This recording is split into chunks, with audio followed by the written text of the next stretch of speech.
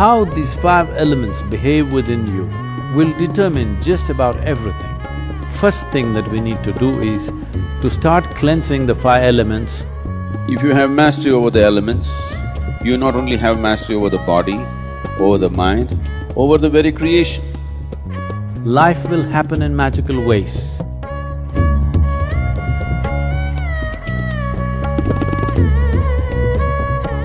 This body, this very earth, the universe and the cosmos, all are just a play of five elements.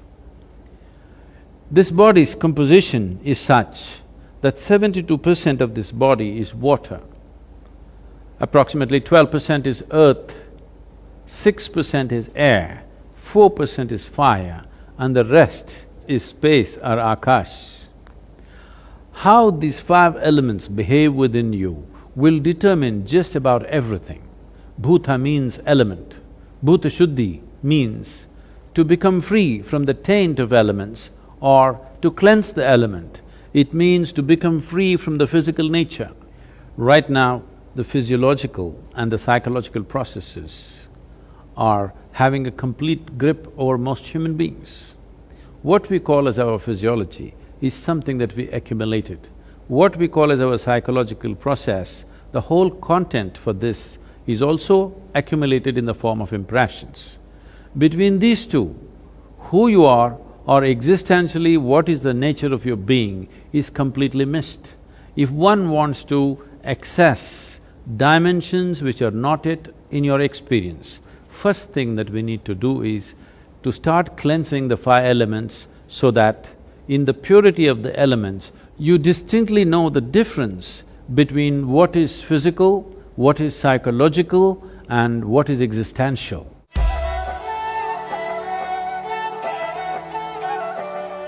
Among the five elements, water acquires the greatest significance because 72% of this body is water.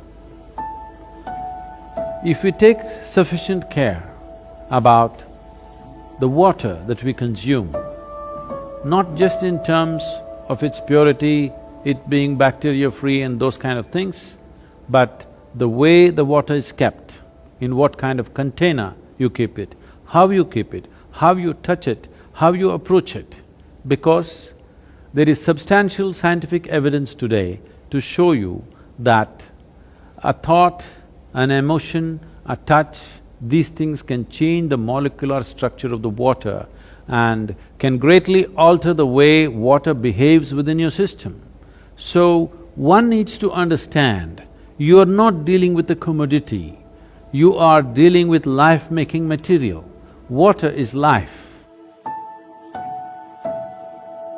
If you keep the water in a container which is metallic, preferably copper or an alloy of copper, and if you wash it with an organic substance and keep the water in a place where it is not touched by other smells and other substances, there is sufficient space around it, and when you approach it, if you can just hold this vessel with your hands with a certain sense of gratitude and reverence, because this is life-making material, and then consume it, you will see it will do wonders within your system.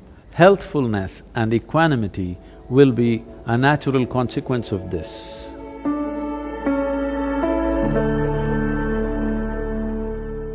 At least every day, if you can go and sit in your garden on the earth just for half an hour, simply talking to your friend, reading a newspaper, talking on the telephone, do whatever.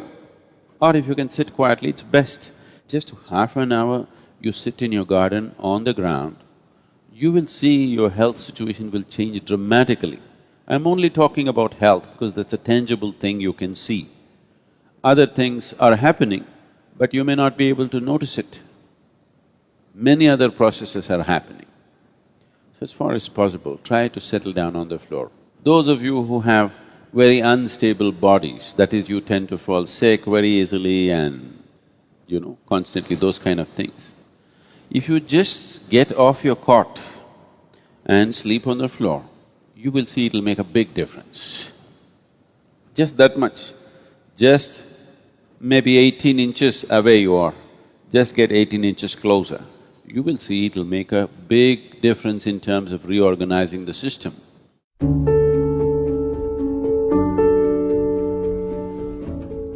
Though air represents only 6% of your body's elemental constitution, it is the most dynamic part of the element in terms of the transaction that happens on a minute-to-minute basis.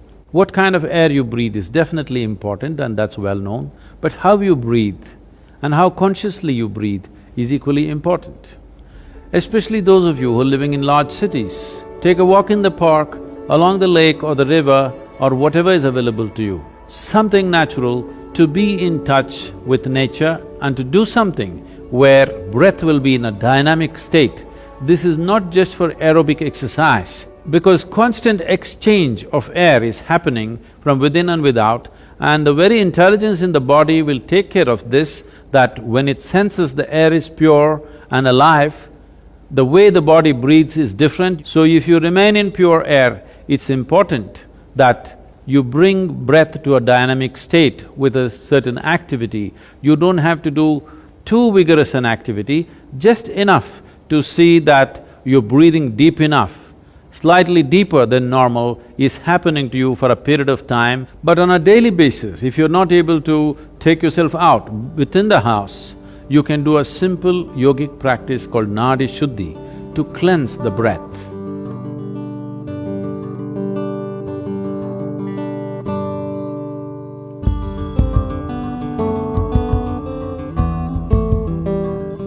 Fire accounts for 4% of your elemental makeup. If you wish to use fire, you can light a fire with an organic substance like straw or firewood without any oil and stand facing the fire with your hands open and keep your eyes open for 3 minutes, then stand with your back to it, exposing your spine for 3 minutes. This will cleanse your aura and bring about a new sense of resurgence in the system. This is to rekindle and reconnect the fire within with the fires outside. This is the basis of all fire-based rituals in the East. If having a fire is not very practical for you, at least a lamp with vegetable oils or ghee, you light a lamp and be around this lamp, first face the lamp and sit, and then turn around and sit, so that the fire element within you gets rekindled.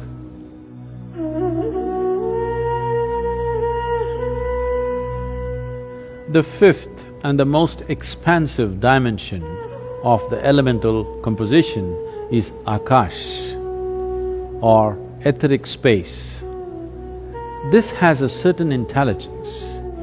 The nature, quality and the power of your life essentially is determined by how much access can you find into the Akashic intelligence.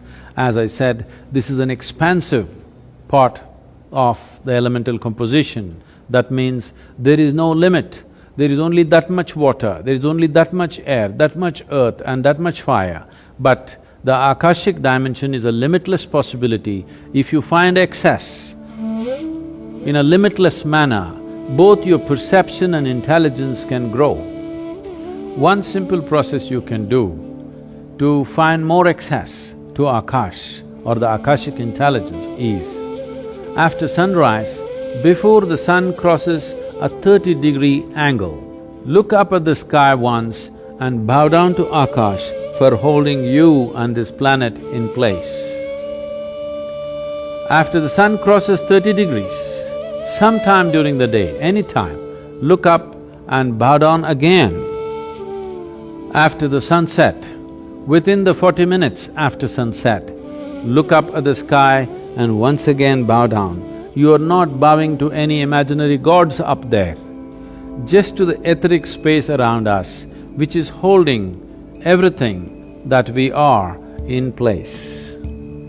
If you get the Akash to cooperate with your life energies, life will happen in magical ways. An intelligence that you have never thought possible will become yours. In terms of health, well-being, perception, knowing, everything, enlightenment, everything is handled if only you know how to keep these five elements properly. The most fundamental practice in the yogic system, which is the basis of everything else that we are doing, is called as Bhuta Shuddhi. All other yogic practices are an extract from the Panchabhuta system of yoga. If you do a certain level of cleansing for the elements, then you attain to what's called as Bhuta Siddhi. That means you have mastery over the elements. If you have mastery over the elements, you not only have mastery over the body, over the mind, over the very creation.